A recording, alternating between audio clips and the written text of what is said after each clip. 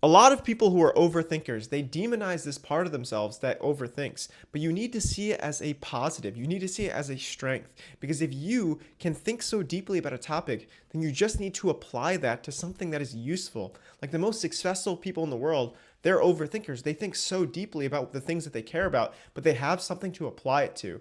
So for you, maybe it can be making videos. Like for me, that's what it is, right? I love to make videos. So I think about this all the time. And if I didn't have something like this, well, then I would be an overthinker. But since I have something to apply it to, now I can just think about this. You know what I mean? It's like your brain is meant to solve problems. So if it doesn't have problems to solve, then it will create them. And this is a lot where a lot of like anxiety comes from. Like there are a certain amount of people who are anxious and depressed who may just be creative people who don't have an outlet. That's one cause of anxiety and depression because creative people are more likely to experience those things. I read in a book that they're 30% more likely to experience mental health issues if you're creative. So it's like maybe that's what you need is some sort of creative outlet. And obviously talk to a therapist, go see a professional. Don't make this diagnosis yourself. But like if you have some sort of outlet and it does improve your life drastically, that would be amazing. So why not try something like that? Why not have something to apply it to? Why not care about something so deeply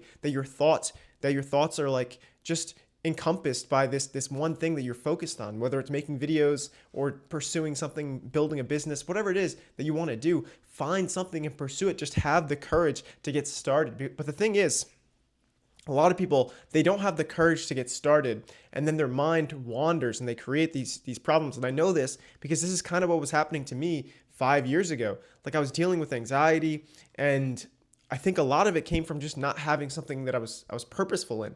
Like I didn't really like my job at the time. I didn't have like an outlet like making videos to really fulfill me. And then once I started doing this, it was like, okay, so much of my attention could be directed towards this that I don't have time to overthink about dumb things, to create problems in my head. Like I have to just focus on the things that I want to create because that's what I see as like my life's purpose is to make things that I enjoy making that hopefully benefit people. And you should see that as your life purpose too. If you like to be creative, if you like to make things, like I make comedy skits, I do a little stand-up comedy, and I make these videos. And it's like so fun. I really enjoy my life now because I have something that's worthwhile, something that I can really put my thoughts into. So like you need something to fill up your cup. You need a cup. You know what I mean? Like if you have all of this water, you don't have a cup to put it in, well then you're gonna spill it, you know? And if you spill water, then that's kind of like being anxious. That's kind of like creating problems. But if you're just pouring water into a cup, well then you have a full cup and now you could drink out of the drink out of the glass. I know this is a weird analogy, but the point I'm making is like you need something to apply your thinking to. So don't demonize this part of yourself that overthinks, that creates these ideas, because sometimes that may just be the creative part of yourself because fear is creative, right? When you have like a nightmare, it's usually kind of creative because you're coming up with these crazy scenarios in your head. And yeah, of course, they're frightening, but they are somewhat creative. But like, what if you actually had the creative ability to like create something that's useful and you use that same part of your brain to create something that's useful? And I'm not saying this is like a foolproof method, but I am saying that this is what works for me is having some sort of outlet.